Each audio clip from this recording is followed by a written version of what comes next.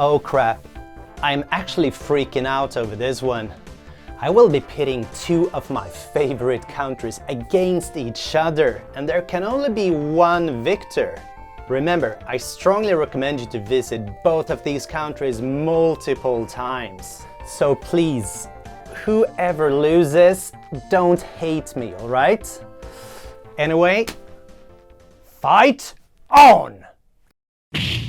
Round one. Fight! There's just an overwhelming variety of things to do in each of these countries. Brazil is huge, the fifth largest in the world and by far the biggest in South America. You got beaches, beaches, more beaches. You got mega cities, the Amazon rainforest, impressive mountains, and the Iguazu Falls, dubbed the most dramatic waterfall in the world. On the other hand, Colombia is absolutely crammed with glorious mountains, deep jungles, and some pretty awesome beaches. Add a range of ancient ruins and a thriving culture scene, and you'll realize that neither of these are countries you'll be done with within a week. You'll need months. Colombia's got the incredibly trendy Medellin, former home of drug lord Pablo Escobar and now known as the most innovative city in the world, aka City of Eternal Spring, thanks to the ever-fresh climate. Bustling capital Bogotá is known for all its historical landmarks and its mad nightlife, its modern vibe, and the influential music festival scene. Cartagena in the north is a tropical paradise city with the most impressive, colorful colonial old town I've ever run into, and some magic beaches scattered around it. God, I love this place. And that's just scratching the surface of your options in Colombia. Brazil? Well, they've got Rio, easily one of the most exciting cities in the world. And there is not just the absolutely absurdly intense carnival. This is a place you will find yourself stuck in for weeks, no matter what time of the year. North lies the enchanting colonial city Salvador, where martial art capoeira pretty much comes from.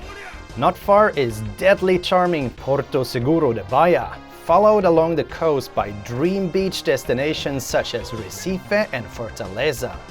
Down in the south you'll find stunning Florianópolis, and up in the north Manaus, the one-of-a-kind capital of the Amazonas state. And I'm just getting started here. There is so much to see in both these countries. But just out of Brazil's sheer size and my fondness for beaches, Brazil wins this round.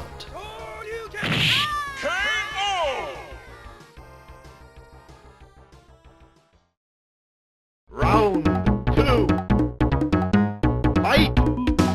First out, both of these are cheap to visit. Brazil has hit a rough patch lately with economical struggles and some political unrest, causing prices for an international visitor to drop dramatically. How does a caipirinha cocktail at a mid-range restaurant for $3 sound? Or a beachfront hotel room for $30 a night? If you're a budget traveler, now would be the perfect timing to make that visit you've been pondering over for years. Nevertheless, Colombia is still a tiny bit cheaper. For a short visit, you might not even notice, but over time, Brazil will start to make some more damage on your savings. The quality of these two transportation systems is quite similar. All those mountains will impact the travel time in Colombia, but on the other hand, the bus services are reliable and possible to book online. This is also where Brazil's size turns into a disadvantage. It's simply not possible to travel the whole country by bus, unless you plan to stay for years. Round 2, Colombia.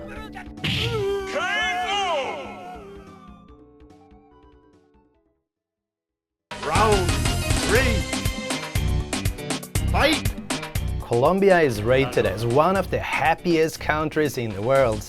And it shows. It seems like they always have something to celebrate with a song or a dance and the local liquor aguardiente. Colombians are cheerful, gritty, and energetic, and eager to help woozy travelers. In fact, saying no to someone is considered rude. They will always go to great lengths to get you where you want. Truly one of the most caring people in the world. Coming here as a gringo from cold Sweden makes you feel like a VIP. So, Brazil. The bar is set pretty high here. But fact is, the cliché "happy as a Brazilian" really is a spot-on description. I've never met a people so devoted to enjoying life and so generous sharing it with strangers. An odd traveler will be welcomed in any group of people and met with genuine curiosity, warmth and respect. Coming here from a stiff and restrained culture as my own is like getting a fresh battery for your phone. Your blood will start flowing again. Brazil also has that unique soundtrack. Their music style seems impervious to Western influences and the salsa beats. And I deeply respect you for that.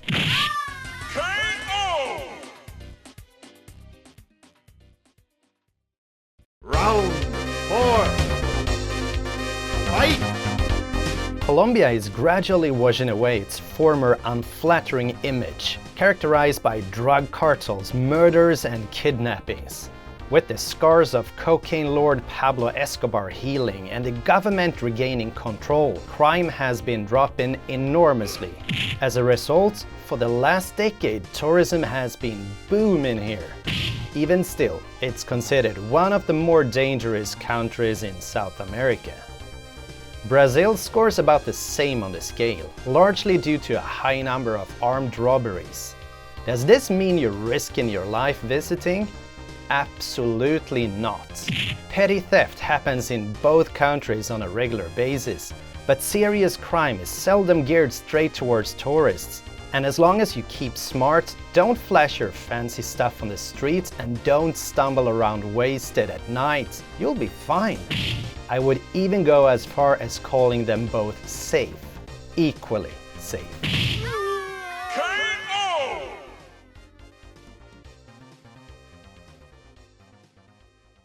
Round 5. Fight!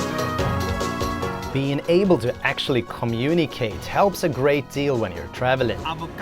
And unfortunately, English won't get you very far outside the hotel lobby in either of these places. In Colombia, you might have serious trouble even finding where your bus is leaving from without knowing a few phrases in Spanish. Not to mention if you for some reason have to seek up a policeman or find yourself wondering what the hell is written on the menu. Brazil then. Well, in major cities like Rio or Sao Paulo, there is a chance you might find someone understanding you in English, but the great majority will not. If you know a bit of Spanish, they might be able to understand you. Problem is, they will be answering in Portuguese. Problem number 2, Brazilians speak a totally different version of Portuguese than in Portugal, which makes it even harder to comprehend for an outsider. Welcome to Brazil. So yes, communication in Brazil is a bit tricky. Body language and the goodwill and helpfulness of both people will get you through some of the interactions. But all said and done, Spanish is a more widely spread language and a wee bit easier for most to understand. Colombia wins the round by a hair.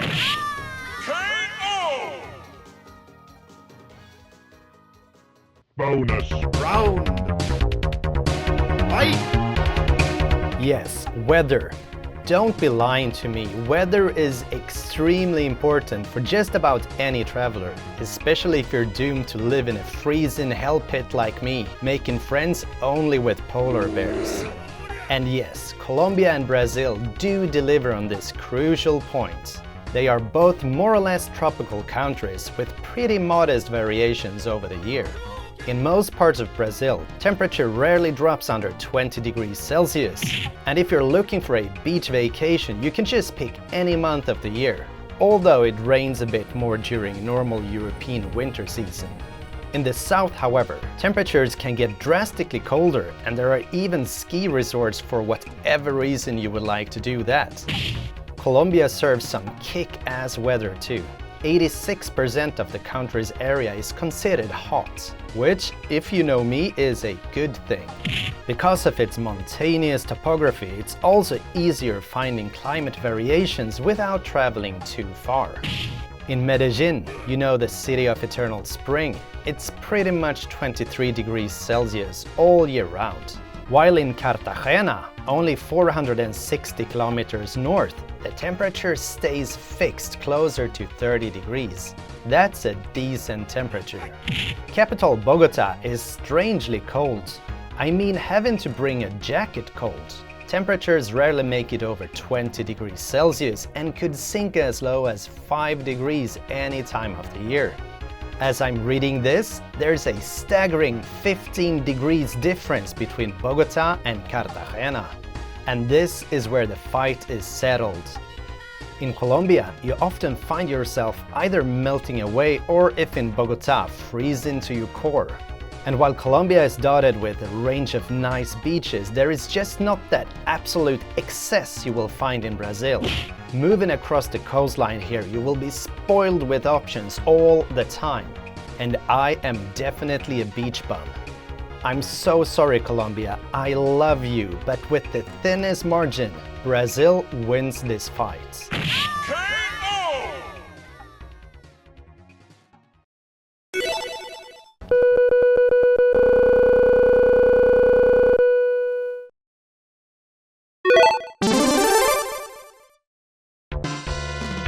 A new great travel video will be up in 2 weeks. Thanks for watching and be safe.